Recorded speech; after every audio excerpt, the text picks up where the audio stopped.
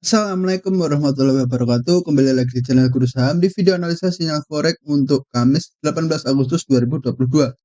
Ya, jadi seperti biasa kita sudah update di Instagram Guru Forex Underscore ID. Jadi teman-teman yang belum follow bisa di-follow terlebih dahulu Instagramnya Guru Forex Underscore ID untuk dapat info-info tentang sinyal dan analisa setiap harinya. Oke, jadi untuk hari ini kita ada dua analisa di sini, ada analisa intraday dan swing, yang mana tepatnya untuk US 500 ini atau S&P 500 ini lebih ke intraday ya, kemudian ada GBP Japan Yen, ini, ini juga intraday sebenarnya tapi lebih ke swing gitu.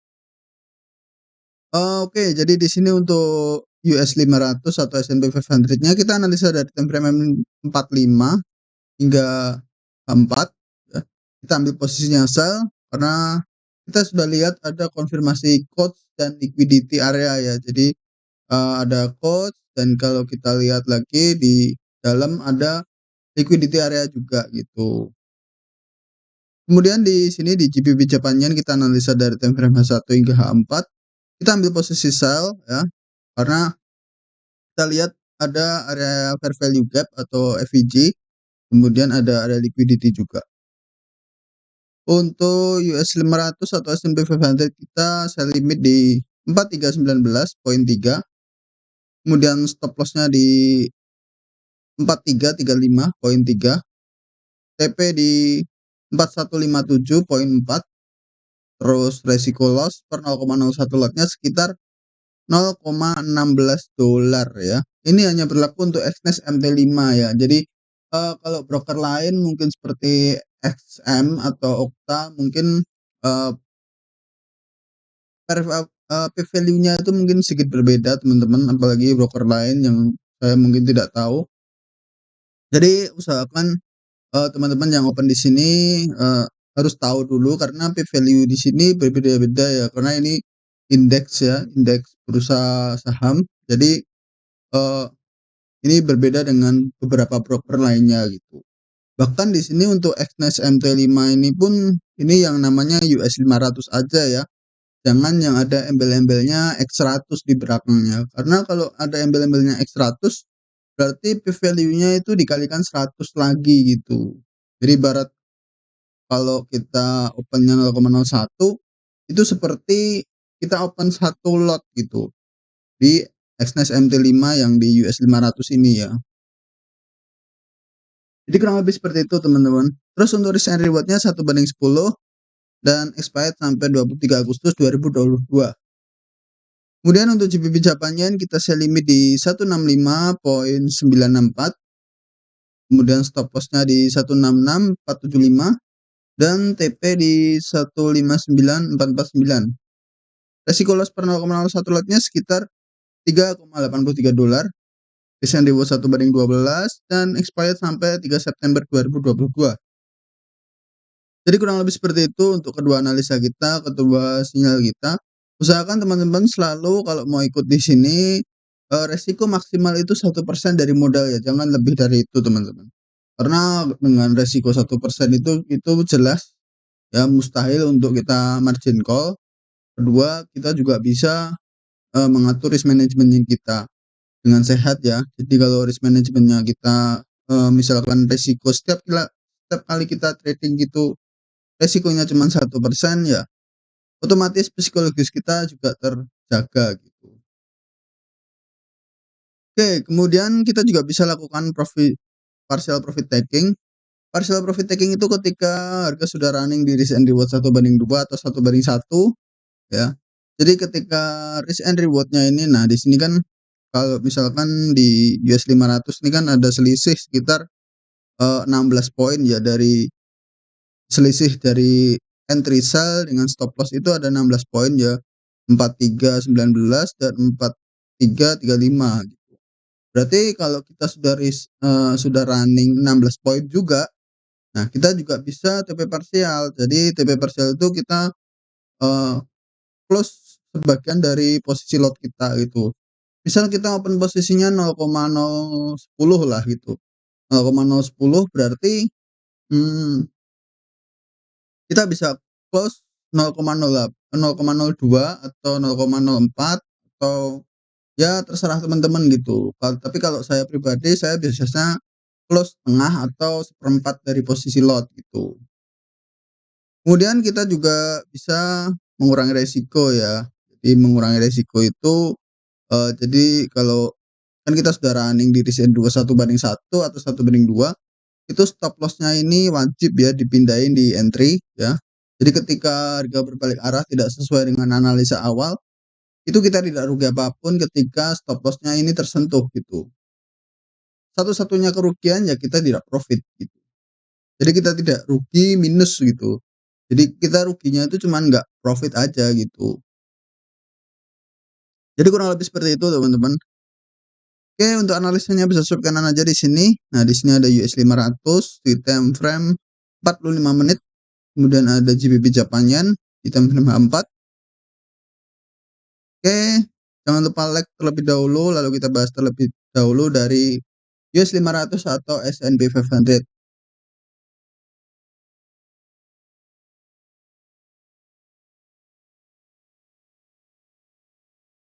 Oke, di sini sudah ada S&P 500 atau US 500.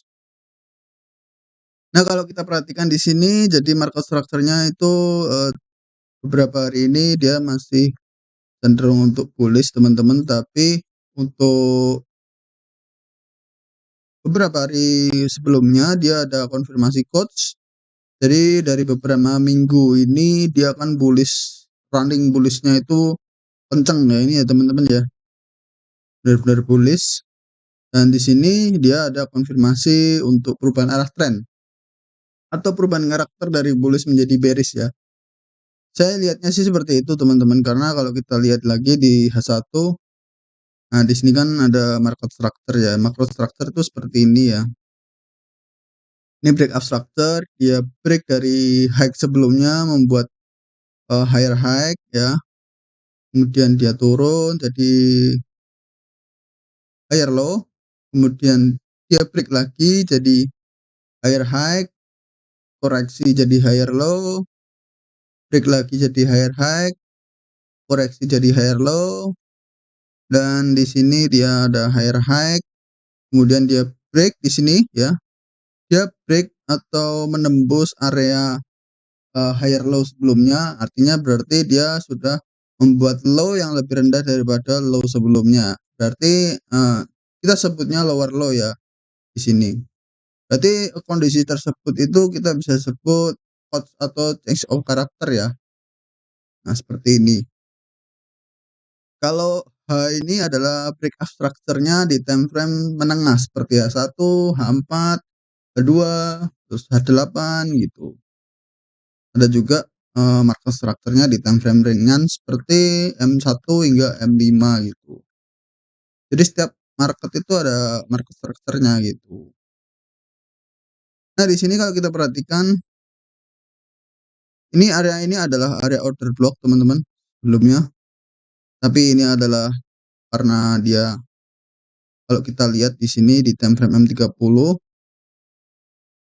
dia seolah membentuk market structure juga di sini. Jadi seperti konsolidasi gitu ya.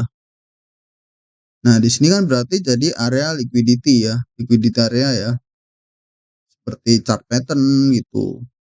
Kita lihat ke M15 lebih jelas mungkin. Nah, seperti ini jadinya.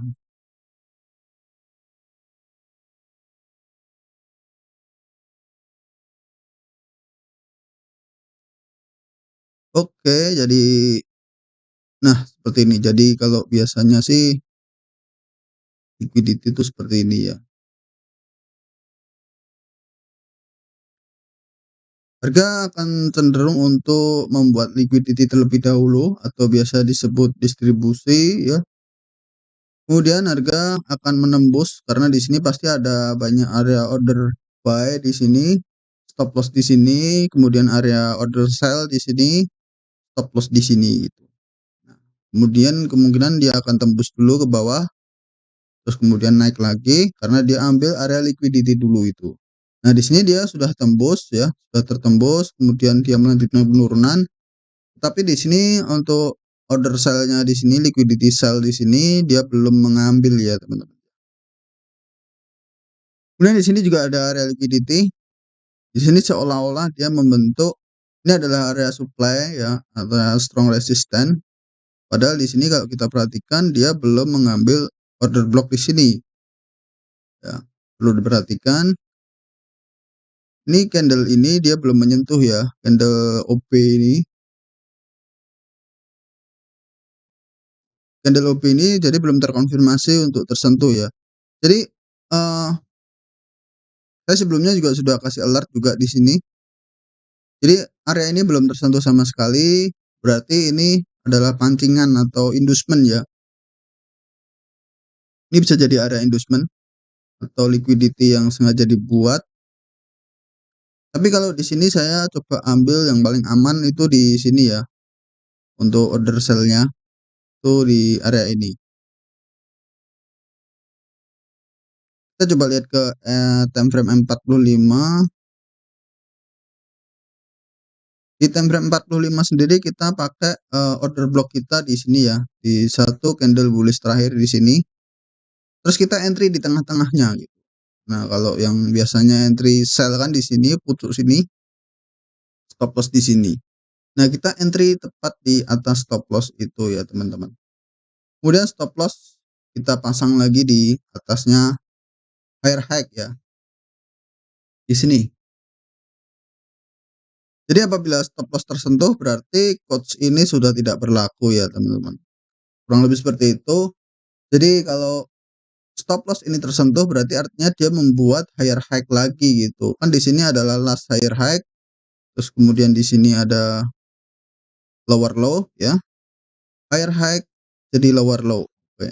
Kemudian kemungkinan dia akan naik membentuk lower high ya. Setelah membentuk lower high dia akan turun gitu.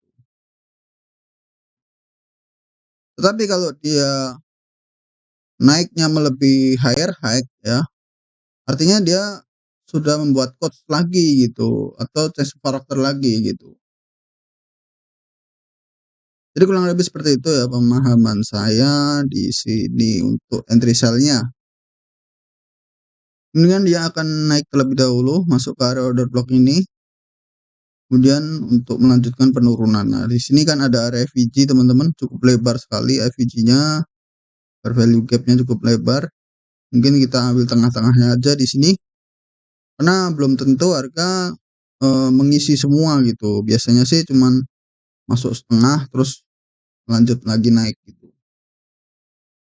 Kita coba ambil setengahnya aja untuk area target TP-nya. Kemudian di bawah juga ada order block ya di sini. Di sini ada area order block. Mungkin kalau sesudah TP misalkan kita bisa coba ambil posisi buy di sini atau kita wait and see dulu. Kita coba cari-cari dulu di area-area ini ya. Mungkin bisa kita coba ambil buy di situ ya, teman-teman ya.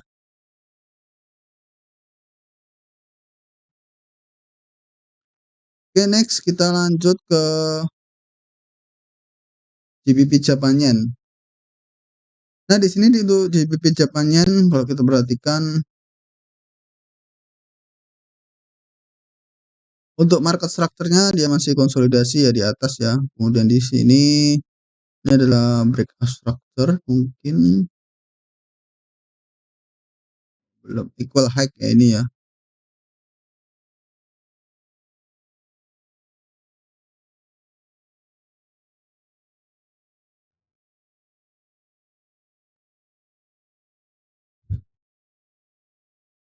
Oke, jadi untuk market structure daily-nya belum ada konfirmasi untuk bullish, tetapi di sini maksud saya bearish, tetapi di sini sudah ada konfirmasi untuk bearish ya, teman-teman. Di sini ada breakout structure, di sini ada quotes ya. Kemudian dia koreksi ke atas. Dia belum membuat higher high ya. Jadi di sini sifatnya masih equal high. Kemudian dia koreksi, berarti ada kemungkinan dia akan melanjutkan penurunan untuk tembus ke sini ya.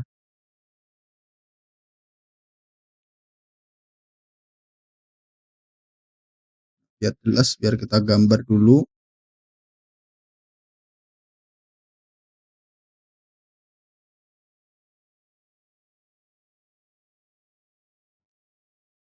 Nah, ini sifatnya daily ya, cukup lebar di sini. Itu tuh swing high dan swing low-nya daily.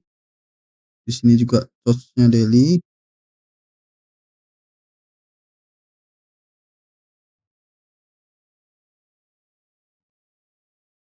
Nah, seperti ini. Jadi untuk daily market-nya itu memang seperti ini. Nah, di sini ada internal structure ya. Internal structure itu seperti yang saya sebutkan kemarin di video sebelumnya. Teman-teman bisa lihat lagi, bisa simak lagi. Jadi internal structure itu ada market structure di dalam market structure itu sendiri gitu. Untuk time frame menengahnya seperti ya 1H4. Nah, di sini dia ada konfirmasi untuk lanjutan untuk penurunan di sini. Ya sudah ada coach, kemudian dia breakout structure juga di sini. Di sini adalah lower low-nya. Kemudian kita lihat di sini dia membentuk area liquidity ya. Semacam chart pattern tapi tidak sempurna, teman-teman. Mungkin kalau kita tarik sedikit.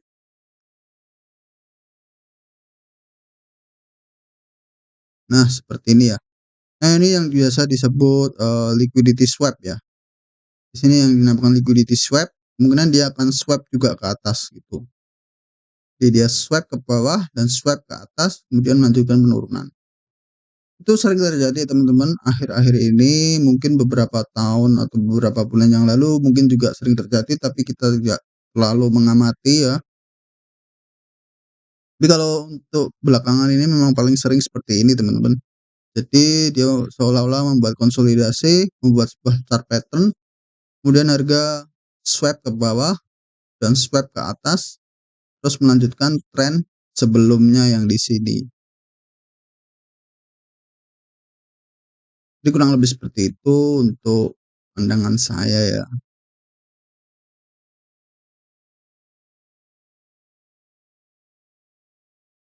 Terus di sini ada area VG, ini area VG ini terbentuk di time frame M30 ya kalau nggak salah.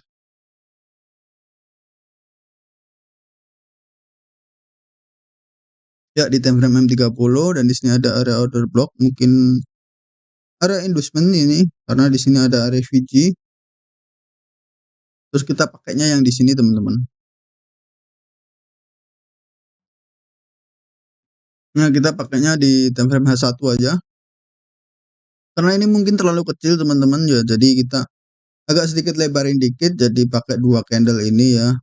Ya biar lebih lebar dikit karena kalau kita lihat di market structure-nya di sini, dia di time frame rendah pun dia tidak ada semacam konfirmasi quotes ya, seperti ini. Jadi konfirmasinya itu benar-benar langsung di sini gitu. Jadi yang tepat di sini tuh time frame rendahnya tuh nggak ada konfirmasi quotes. Jadi kita pakainya yang di 2 candle ini aja. Jadi dari ini adalah jarak stop loss-nya dan ini adalah tempat entry kata sell gitu. Terus untuk entry-annya kita pakai setengah kali ukuran candle yang terakhir. Setengah kali ukuran candle yang terakhir tuh yang ini ya. Nah, di sini. Nah, kurang lebih seperti ini ya teman-teman ya. Jadi untuk entry-nya cuman kita geser ke atas. Jadi range antara sell dengan stop loss itu ukurannya sama ya dengan 2 kali ukuran candle tadi.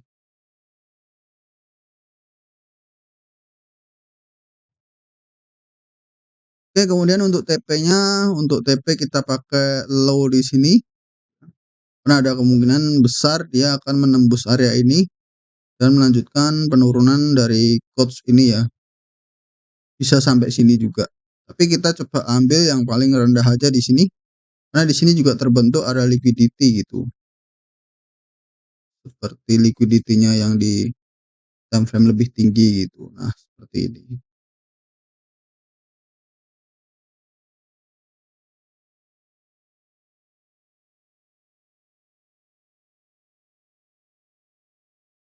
Jadi dia membuat liquidity, tapi kemungkinan dia akan menembus juga sampai sini. Tapi kita coba ambil TP-nya itu cukup sedikit aja, ya lumayan banyak tapi tidak terlalu banyak gitu. Kita cuma ambil segini aja. Siapa tahu nanti kita bisa sampai TP itu. Jadi jelas ya untuk kedua analisa kita US 500 dan GBP Japan Yen. Oke, terima kasih yang udah menonton. Semoga bermanfaat dengan video ini, yang udah profit pertahankan, yang masih terus belajar. Tekankan risk manajemennya karena itu adalah kunci untuk profit konsisten jangka panjang ya. Tanpa risk management, tanpa money management ya, otomatis kita nggak akan bisa untuk profit konsisten jangka panjang gitu. Oke, mungkin sekian dulu dari kedua video kita hari ini. So ikuti terus analisa sinyal forex di video-video selanjutnya. Jadi jangan lupa subscribe agar tidak ketinggalan update video-video berikutnya. Yang punya pandangan lain bisa tulis di kolom komentar. Jangan lupa like, share, and subscribe. Oke, wassalamualaikum warahmatullahi wabarakatuh.